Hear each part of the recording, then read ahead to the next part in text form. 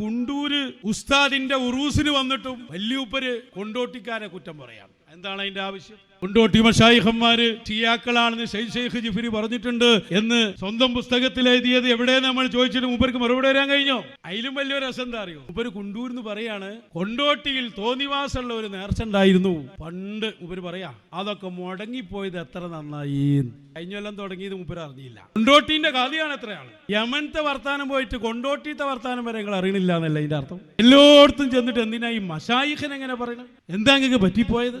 ഒന്ന് കൽപ്പിച്ചോർത്തോ കൊണ്ടൂർ. പണ്ട് ഈ കൊണ്ടോട്ടി നേർച്ച എന്ന പേരിൽ എന്തോ ഒരു നേർച്ച നടക്കലുണ്ടായിരുന്നു. എന്റെയൊക്കെ ചെറുപ്പത്തിൽ കേൾക്കാം വലിയ വലിയ തോന്നിവാസങ്ങൾ ആ നേർച്ചകളിൽ നടക്കാറുണ്ടായിരുന്നു എന്ന് കേൾക്കാറുണ്ട്. പക്ഷെ അതല്ല, അത് നിർത്തി തന്നത് മുസ്ലിമീങ്ങളുടെ സുന്നത്ത് വൽ ജമാഅത്തിന്റെ പ്രവർത്തകരുടെ ഭാഗ്യമാണ്.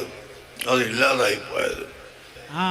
പൊന്നാര മൊയിലേരെ കഴിഞ്ഞല്ലോ ഉഷാറായി തുടങ്ങിയത്. ഭയങ്കര നേർച്ച നടന്നത്. നിങ്ങൾ ആളുകളൊക്കെ അതിനെതിരെ വന്നാണ് പിന്നെ പ്രസംഗം നടത്തിയത്. മൂപ്പരാപ്പ യമനത്തെ ഓഫീസിലെ വിവരം പറഞ്ഞ ആളുകളൊന്ന് ആലോചിച്ച് നോക്കി. കൊണ്ടോട്ടി നേർച്ച തുടങ്ങി തന്നെ അറിഞ്ഞില്ല. കൊണ്ടോട്ടി നേർച്ച ആര് തുടങ്ങിയതാണ്? മഹാനരായ ഖുതുബു ദായിറത്തുൽ ഔലിയ സുൽത്താനുൽ ആരിഫീൻ മുഹമ്മദ് ഷാ തങ്ങൾ തുടങ്ങിയതാണ്. അതില് വല്ല റോഡ് സൈഡിലോ നിങ്ങൾ പറയുന്ന സംഭവം ഉണ്ടെങ്കിൽ അത് വേറെ പറഞ്ഞോളി. പിന്നെ അമുസ്ലിമീങ്ങളാണ് അങ്ങോട്ട് അധികവും വെട്ടിവരവേറ്റ് വരാ, തട്ടാന്റെ വരവൊക്കെ ലാസ്റ്റ് വരാ. ആ ഓലോട് നിങ്ങൾ ഫത്തുൽ മീൻ ഓതി കൊടുത്തിട്ട് എന്ത് കാര്യം? നിങ്ങൾ എന്താ ഈ പറയുന്നത്?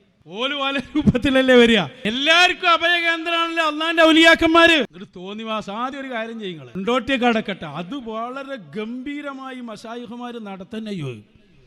നിങ്ങൾ സെറ്റപ്പ് ഉണ്ടല്ലോ സംഘടന. മുയിലേര് പറയാ ചെറുപ്പത്തിലുണ്ടായിരുന്നു.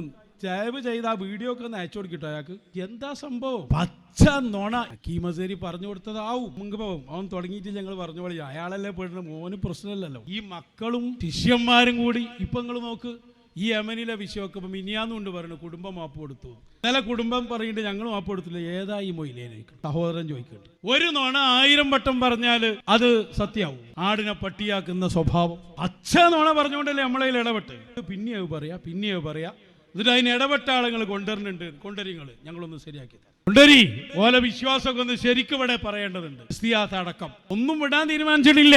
ഷായിഖിനെതിരെ ചെറുവിരൽ അനക്കിയാൽ ആദർശപരമായി തകർത്തെറിയുക തന്നെ ചെയ്യും. യാതൊരുവിധ അപ്പീലും അതിലില്ല. നിങ്ങൾ നോക്ക്, വലിയ തോന്നിവാസം മോളെ സിറ്റി നടക്കുന്നത്. മോനാവുമ്പത് പറ്റും. വലിയൊന്നും അറിയണില്ലേ? എന്താണ് അവിടെ ഹോട്ടലുകൾ നടക്കുന്നത്? ക്ലിപ്പിടാൻ പറ്റും അവിടെ? എന്ത് ജാതി പരസ്യമാണ്?